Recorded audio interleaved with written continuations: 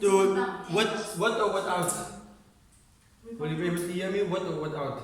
You can put yours on. Without. Are you? How's it like this? Without. But you said far away from me, so you don't need to worry. Plus, I didn't see any persons last night, so I went home. Black marker. There we go. So, people, thank you for coming here.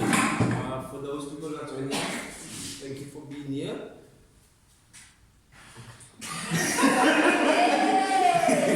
Okay, apologies about that. So thank you for coming. So today we're going to just have an information session. This is not going to be working out of old question papers. We're just going to touch on certain topics. If we don't finish everything today, it is fine. We still have time Monday and Wednesday. So then we're going to come back and we're going to touch on those topics again. Because it doesn't really help us if we sit with question papers but we don't know how to approach the questions. So that is very important. So we're just going to touch on the basics and then we're going to move from that point on. So the first thing that we are going to look at is the anatomy of a question. Yeah?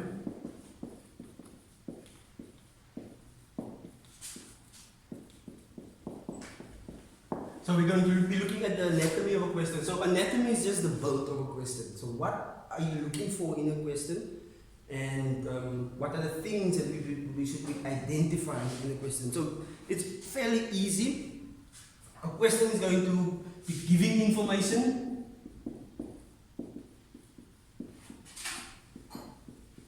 and it's going to ask you a question. So those are the two basic things of a question. It's going to give you information, and from the information it's going to ask you a question. So let's look at an example of a question in which we can look at the anatomy. There it is. So I found this question. It's a fairly straightforward question that I found here. So I'm just going to go to it. So basically, no, not that one. I want the one with calculations. If you had this question paper in front of you, let me give you this question paper so that you can work with me on this one. There's a question paper. I just want us to see what are the things that we should be looking for. This is the March one. You can also take this for your consideration. There we go. There we go. So this is the March paper. I want us to go specifically to question 1.4. So in question 1.4, yes. So the question that we see in 1.4, I'm going to read the question to us.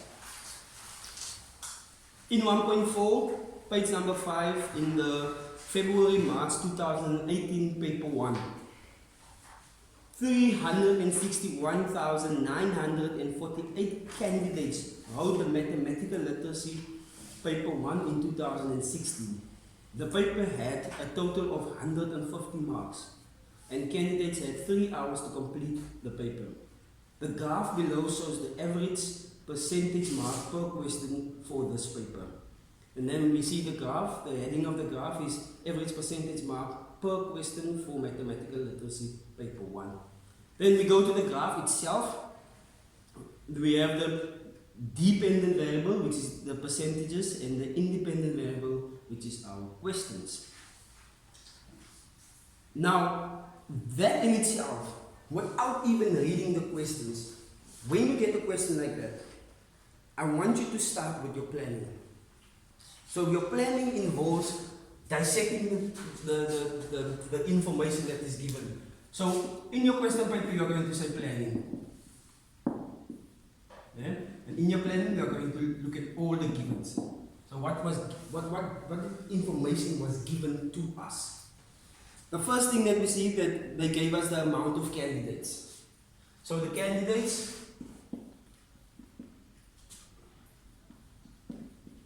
It's 361,948. That is the first information that is given to us. Whether it is useful now, we don't know, but we are going to take that information.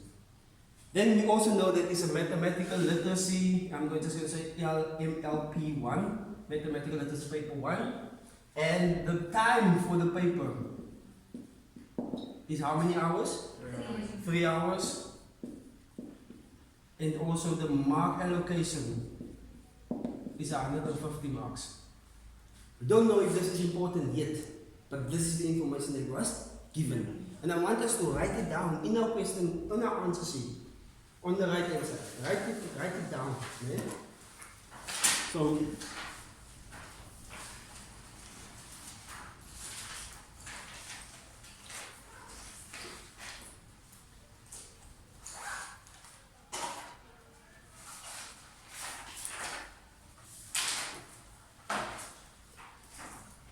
okay, so what if we do everything first and then we write down at the end? Can I give you time to write down? Otherwise, you know, these things, video sizes are very large. So let's go through everything and then I will give you an opportunity to write down. So you just have to cut that for me. Now in the graph, we see that for question 1, they give us a percentage of 51. Then question 2 was 45, question 3 was 40, question 4 47, and question 5 44. So we can immediately start to ask some questions like which question did the best and which question did not do its utmost best. So which was which question received the lowest percentage. So these are the questions that should be going through your mind. Then we are going to go to the questions itself. Use the information and the graph above to answer the questions that follow. Now 1.4.1. Name. That is important. Yeah? Name. So when they ask us to name things, what are we going to do? Are there any calculations involved here? No. There are no calculations involved. So what we are going to do is simply we are going to give a name to whatever is being asked. Then that is all you have to do there. Just name what is being asked. It does not have to be a full sentence, it can just be the name itself. So name the type of graph used to represent the data. So you see, this is a graph that there are spaces in between, so it cannot be a histogram. So the only other one is going to be a bar graph. So name, and then we're going to say bar graph. That in itself is 2 marks. So now you have 2 marks, so you just need 148 more. Then 1.4.2, express. What do they ask from us when they say express? Again, the question is, do they want us to calculate anything? No, they do not want us to calculate anything. They want us to write in words.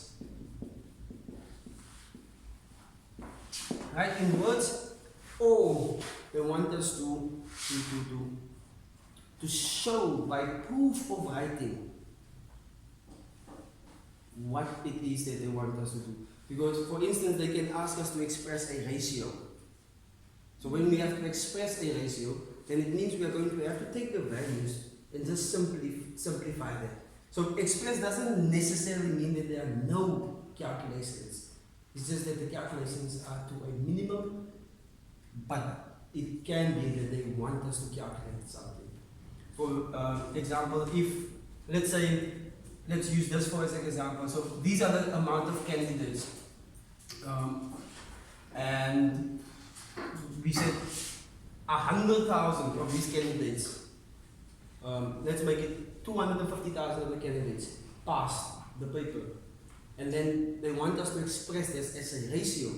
Then you will say 250,000 to the amount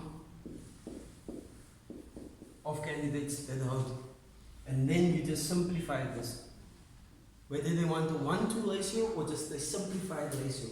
Your expression is to to simplify this into something more simpler.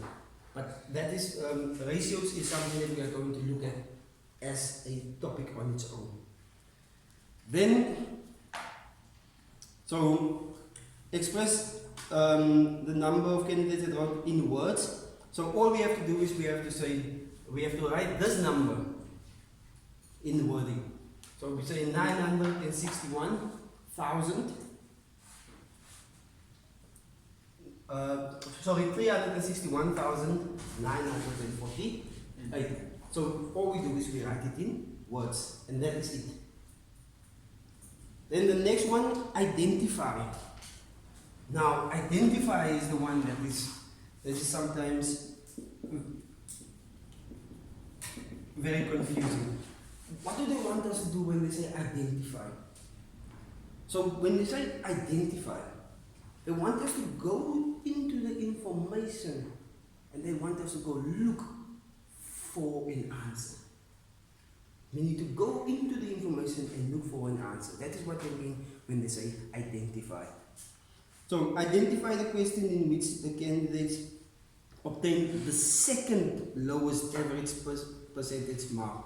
See? Identify, so go to the information, go to the graph and look at the graph and tell us which question did the second lowest.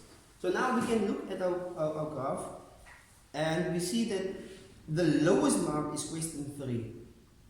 Then after question 3 is going to be question 5. So therefore, what up, Lisa? So therefore, we went to the information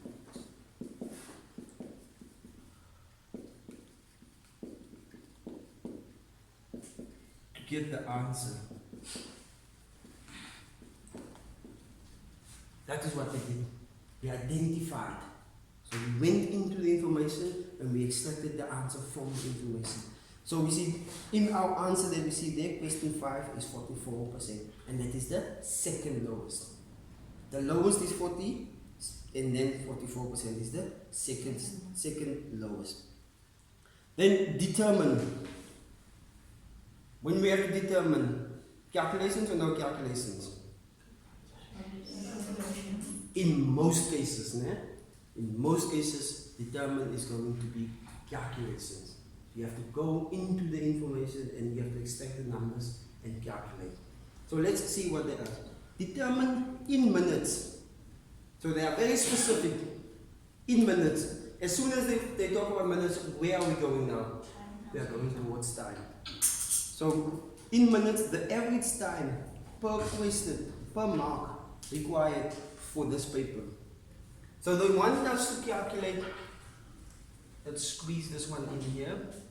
The time per mark. But they are very specific. They don't want the time to be in hours. They want the time to be in minutes. So we know that the time is 3 hours for 150 marks. Here's the information that was given to us. 3 hours, 150 marks. However, this is in hours. So what do we need to do now? We are going to have to convert. So we are converting from hours to minutes. So it's going to go from a big unit to a small unit. So how are we going to navigate that one? We are going to times, because we are going from a big unit to a small unit. And when we go from big to small, our answer must be the same size as where we started from. So big to small, answer is big.